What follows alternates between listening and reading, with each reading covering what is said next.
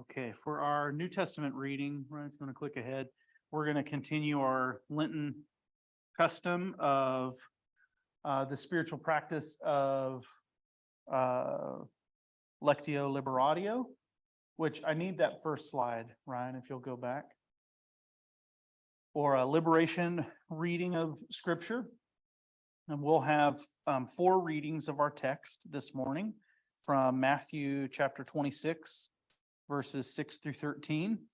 We'll do the first 3 questions with some time to pause and reflect between each reading on the questions that come up. We'll make some space to discuss. And then we'll do the final question and have some space to reflect and then discuss again. So our first question is related to belong. What is the conflict or change in the text?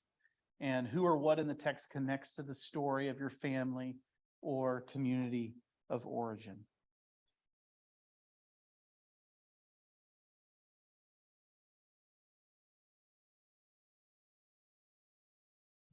Now Jesus was in Bethany at the house of Simon with the skin disease. A woman came to him who had an alabaster vessel of extremely valuable balm, and she poured it on his head as he sat at a table. But when the disciples saw it, they were angry and said, "What purpose does this waste serve? For this could have been sold for much and the money given to the poor." But Jesus, understanding, said to them, "Why are you making this trouble for the woman? She's done something good for me. For you always have the poor with you, but you will not always have me. By pouring this balm on my body, she has prepared me for burial. Truly, I tell you, wherever this good news is proclaimed in the whole world, what she has done will be told in remembrance of her."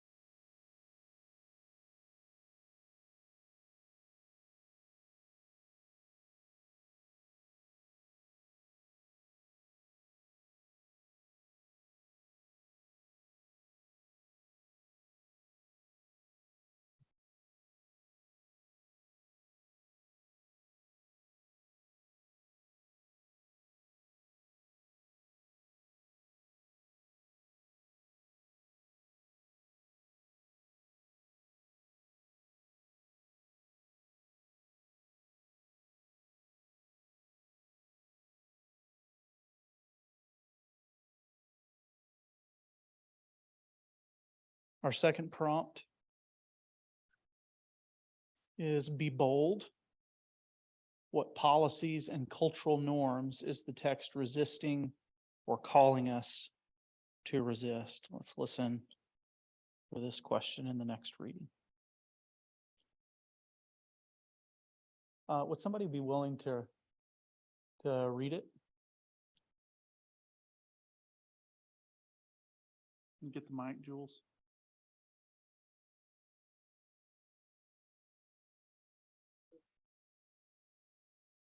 Now Jesus was in Bethany at the house of Simon with the skin disease.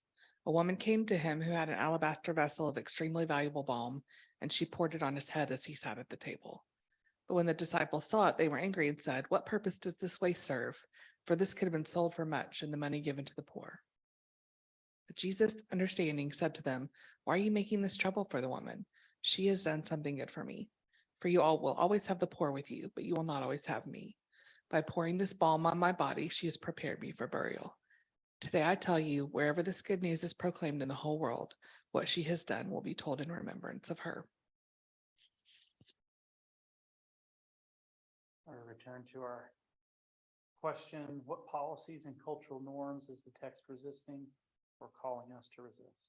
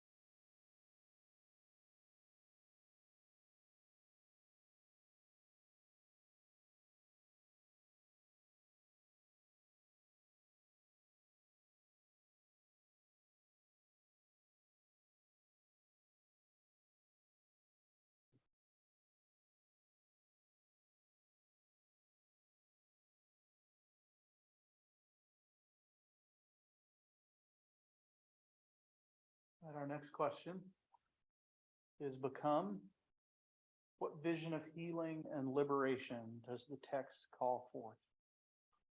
We have another volunteer to read. Thank you.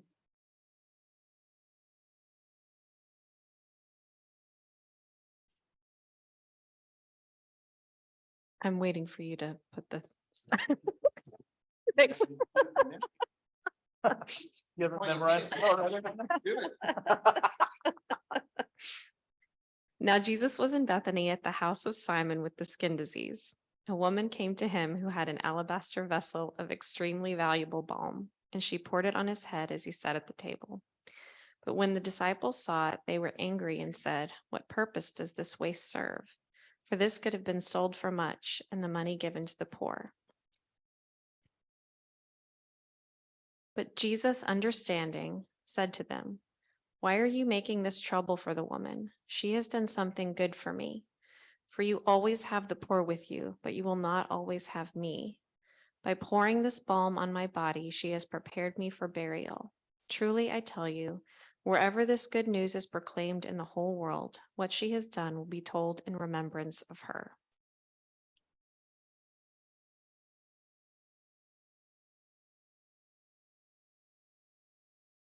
We're reflecting on what is the vision of healing and liberation that the text calls for.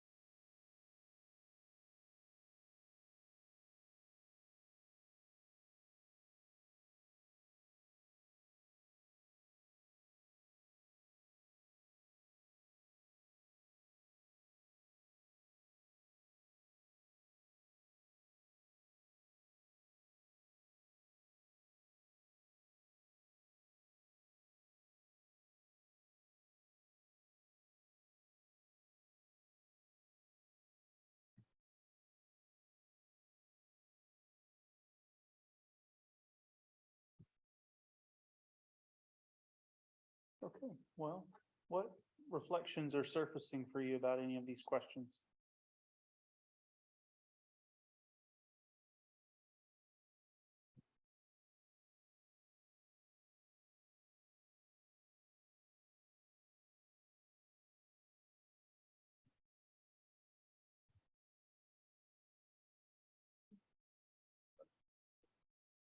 Okay, there you go.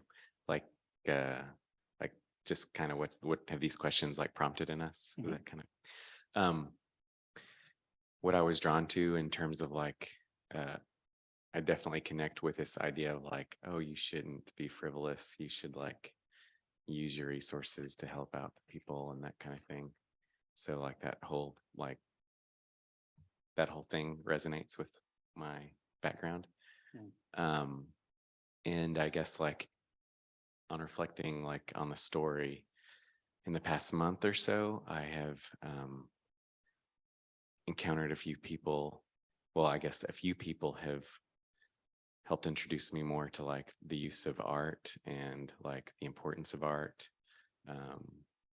like religious art, for example, right? And like the role that that can play in our lives and that kind of thing. And I've always thought of like, in some of it's like really kind of scholarly and like this whole world that I don't understand.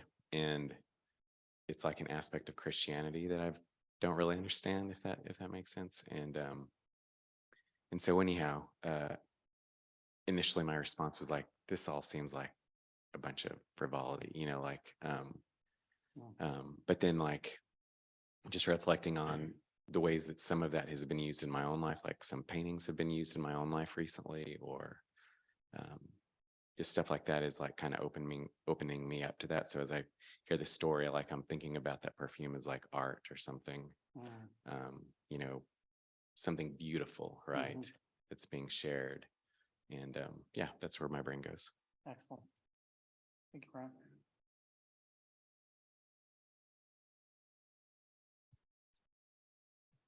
I think it's really easy for us to look at things and reduce their value all the way down to a monetary number. And it can come out in a lot of different ways, right? You can go out for a nice meal and you can appreciate the food, or you can go, "Ooh, wow, look at what they charge for that. That seems, um, we've done it with housing, right? It's a place to live, but it's also an investment. How much is your house worth? How is it appreciating? How is it going up? Or not? And what can you do to make it go up or go down, depending on if you're investing or paying taxes at the moment. But right. And so I see that in this story where some people look at this perfume and they see money. And that's all that they see. And they're like, why in the world did you just throw away money? Because we could have done something different with it. But she didn't come with money. She came with perfume. And what is the purpose of perfume? It's not, I don't think it's supposed to be an investment to hold and to acquire more value and then to sell it off. It's to make something smell nice. And so you look at that story and you see this woman's just trying to do a nice thing with something that she had. Was she rich? Did she have lots of perfume? Was she poor? Did she scrounge and save for it? Was it even hers? Did she just grab it off the shelf? I don't know, right? But like, she's just in that moment trying to do a nice thing, using something for its purpose. But the conflict comes from, oh, well, that has a value and we could have done something different with that value, and just completely reducing it down to that, you lose the point. And I think that connects to what you were saying with the art too. It's like, it's more than just like what it costs to make, right? It has its own intrinsic value, what it brings to people and what its purpose is and what it does. Yeah. That's good. Thank you.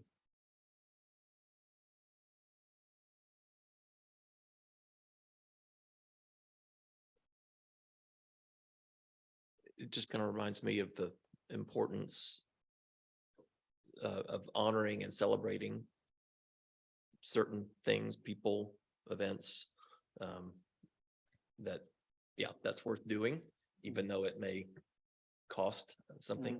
That's a necessary part of loving people.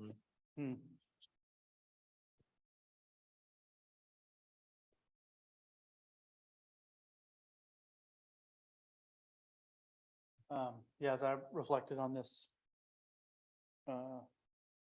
text earlier this morning, I got caught up, I guess distracted. I don't know, maybe not distracted, maybe it's on purpose.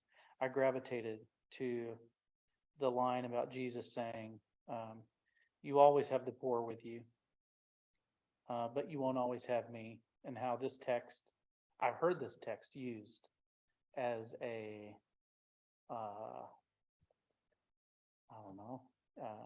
justification for not being engaged in the lives of the poor or in social issues or in the economic realities of our city and whatever, like Jesus didn't care about that. He said, we'll always, there's a certain amount of, oh,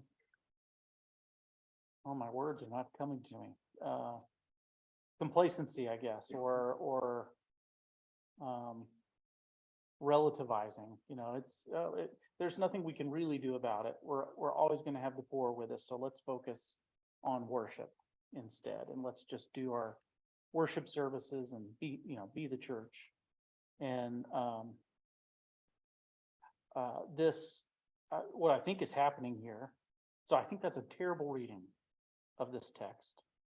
And I think what is happening here is actually the opposite. Because Jesus is echoing Deuteronomy 15, which has that line, you always have the poor with you. And it's, I don't know, 15 or 16 verses deep, maybe 10 or 11. It's in the middle somewhere of Deuteronomy 15. But Deuteronomy 15 begins by saying, there shouldn't be any poor people in the land, because God is going to bless you so richly.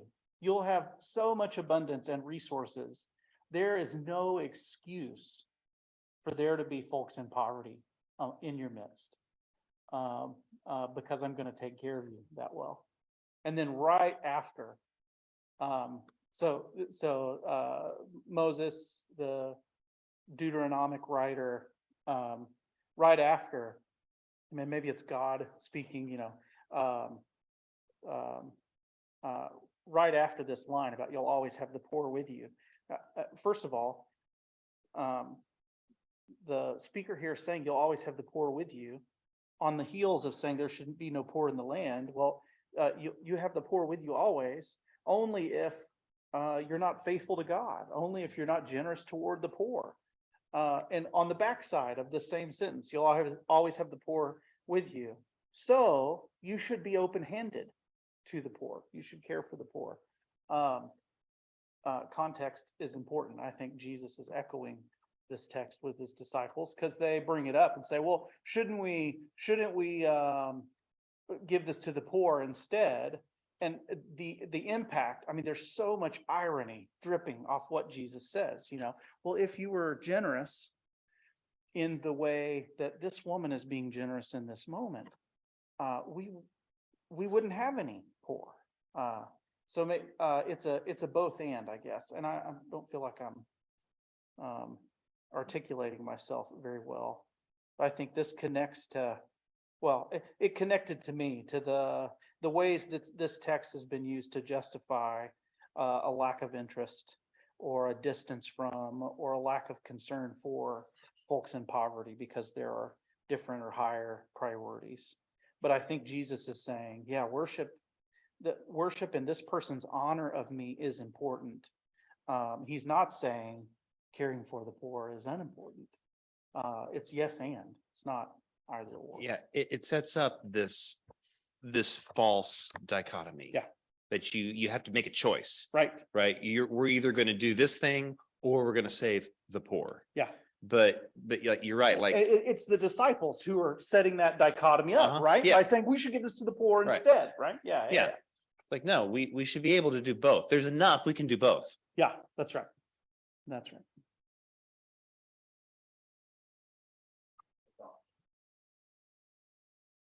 I heard this story used in reference to a lot of the feelings surrounding the Jesus commercials of the Super Bowl.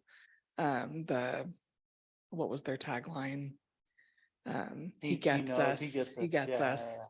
And how much money those Super Bowl ads cost and what could have been done with that money that would have been statistically more effective.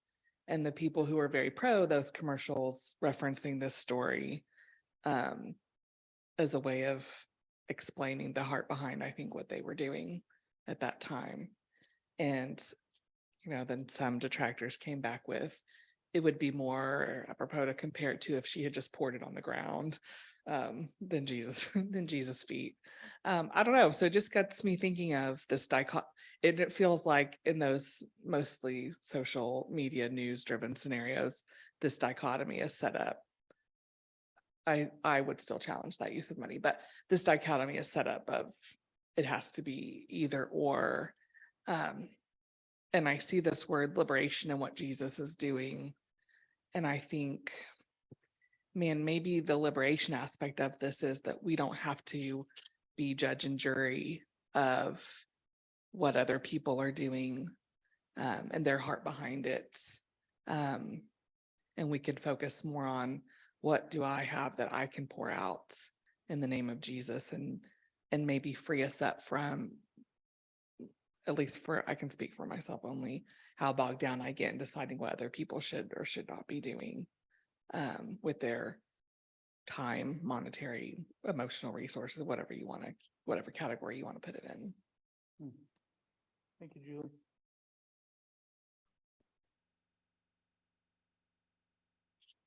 I think just kind of echo off of that. I watched this philosophy video the other day about effective altruism. Is that a term that you've heard I know before? altruism. I haven't heard Well, effective. this is more like I prefer using- ineffective right. altruism. It's, I can't wait. I don't know. Three of you so excited. I'm probably not going to explain it very well. I think it's a model used mostly by the very wealthy to figure out Uh-huh. statistically like where their money will do the most good.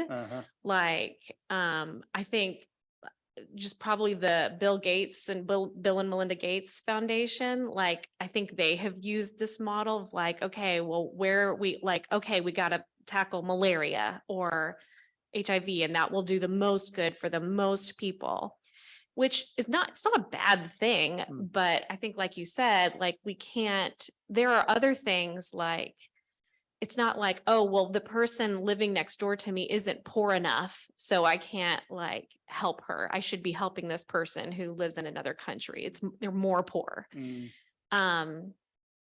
But basically you just help where you can, right? And so, but like this effective altruism thing is like, no, we've got to be scientific and statistical and figure out and maximize.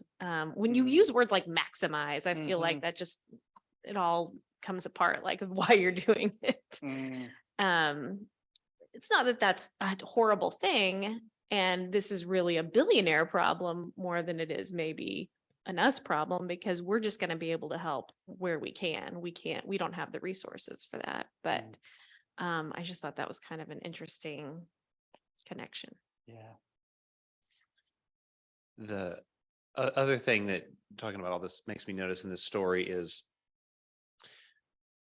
the disciples, the critics don't say we could have sold this and we could have used it to pay for somebody's surgery, or we could have sold it and we could have fed, these people down the street that we know. There's no names, there's no specific people. It's just the abstract of the poor. We could have sold it and given it to the poor. There's a lack of a personal thing there. And I think that would have been a very different story. It's like, oh man, that's exactly what we needed to take care of this need right here. And it's like, no, don't you feel like we could have just done better than this? It's a little bit more abstract, judgy. Yeah. Yeah. And it amounts to you could see the gendered layer of this story and the way the disciples are taking a shot at this woman by saying, oh, what a foolish decision this woman made to just waste this thing. Oh, tell you what, just reckless. Why are you giving this woman a problem? Right. Leave her alone. That's right. She's done something great here, actually. Yeah. Your comments have got me thinking about, liberation and healing. And one article I read about this text, in the Deuteronomy text by a guy named Bryant Myers, who is he wrote a book about God and the poor. And he's reflecting on how, in our contemporary circumstance, we know that there are enough agricultural resources in the world for everyone to be fed. And so there is a systemic kind of problem when folks are starving, when folks are doing without, to the idea that like there is enough in the land for there to be technically no poor among us. And I guess I'm wondering, like what if that's true, what if part of what this story opens to us, is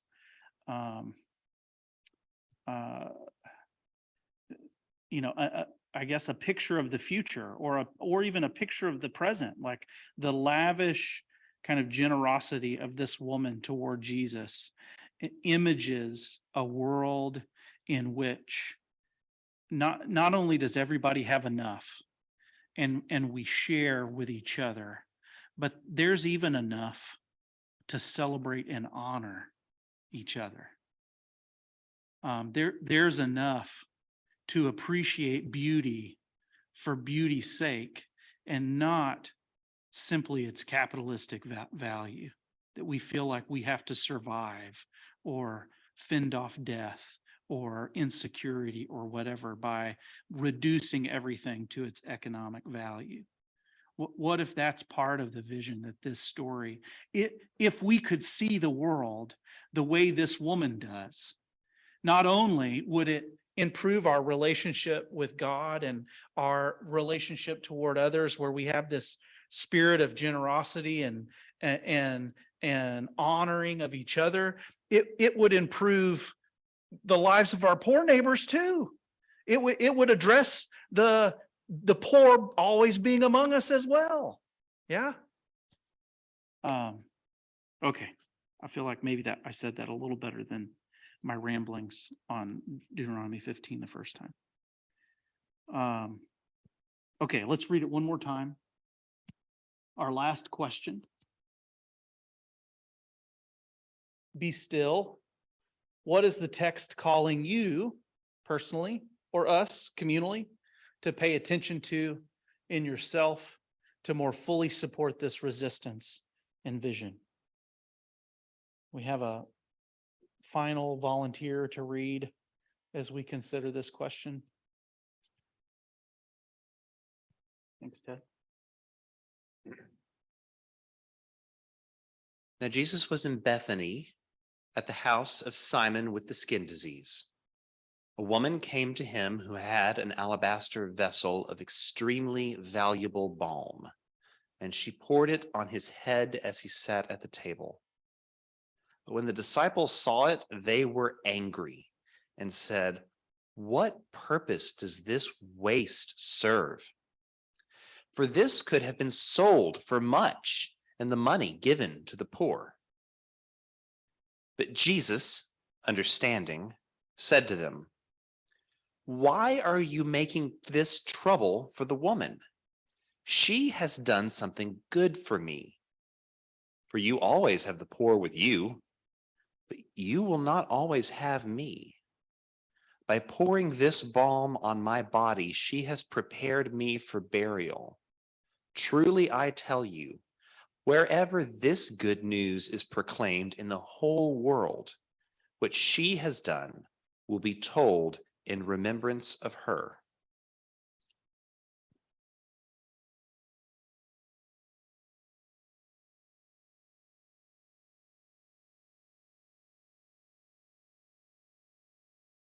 So we'll sit with this question. What's the text calling you to pay attention to in yourself to more fully support this resistance and vision?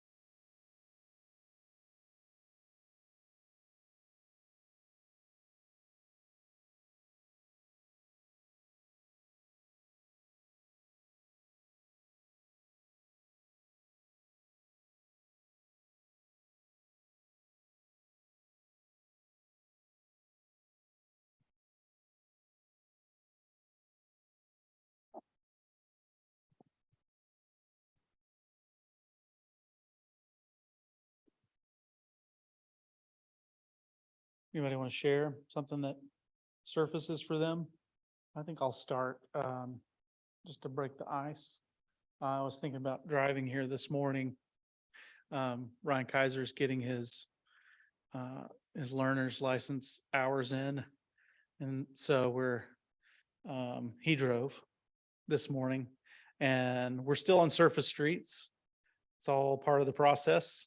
So we came down Greenville and when you get around Park Lane, Northwest Highway, there's a section of Greenville where a lot of our neighbors, I assume, I assume based on what I know from Lowell and him telling me that a lot of our unhoused neighbors hang out right there at Park and Greenville and Park and 75. It's an intersection point actually between the poor and the wealthy.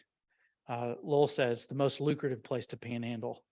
And there's a hierarchy, there's a pecking order about who can do that because of that. And it's very carefully managed among our neighbors on the street. But just seeing a bunch of our neighbors on the street and seeing some unseemly things, in fact, that I'll tell you about later, not on this microphone. But this feels like not a perfect application of this text, but also, I mean, who's to say? What comes to mind for me, and part of I think seeing my neighbors along the street is just feeling like, in the plague and even right now, I don't have a lot of lulls in my life that I'm close to and connected to. And hearing Jesus say, what you do and give and how you care for the least of my brothers and sisters, you do that for me. And feeling a pull, I guess, to honor Jesus in the way this woman honored Jesus in the lives of my neighbors in poverty, feeling a pull toward that. And I feel like, I don't know, God keeps knocking on my noggin about that. And I'm like, yeah, great idea. Sure. But I feel like that needs to be in the hopper for me. I need to do something about that. I need to pay attention to that in the language of this question. Anybody else want to share something coming to them?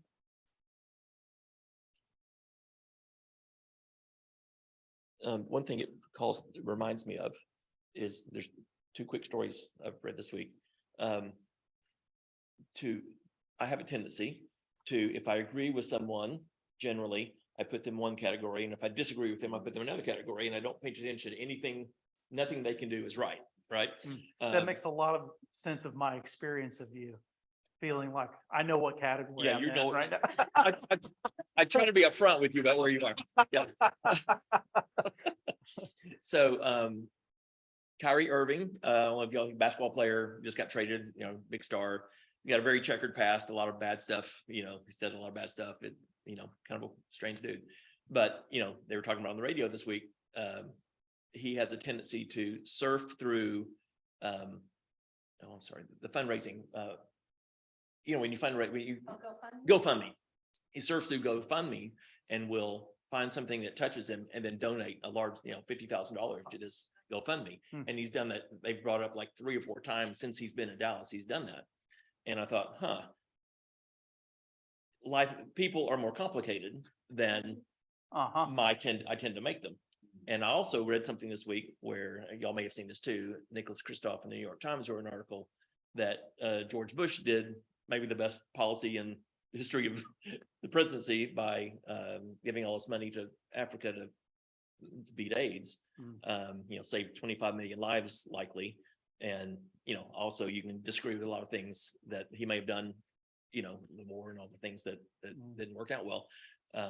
Again, people and things are complicated. Yep.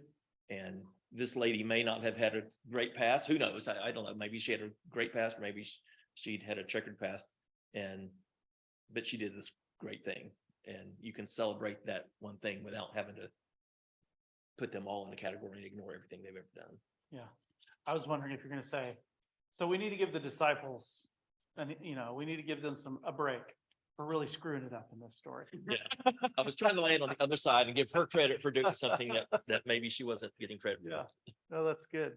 And it's so true, Tommy. Thank you for sharing that. Anybody else? Is there one more out there just waiting to get out? I got one more thing. Yeah, there it is. Sweet. Back to your comment about knowing someone in hunger and poverty. Yeah. Maybe y'all saw this. A Minnesota lawmaker was fighting against free lunches in schools in Minnesota because he literally said in front of the Senate or whatever, I've never known anyone who was in hunger. And so it was just unnecessary. He said this. I mean, it's unbelievable. But anyway, yeah, it goes to your point. Yeah. That having personal experience with changes your perspective on a lot of things. Yeah. Yep.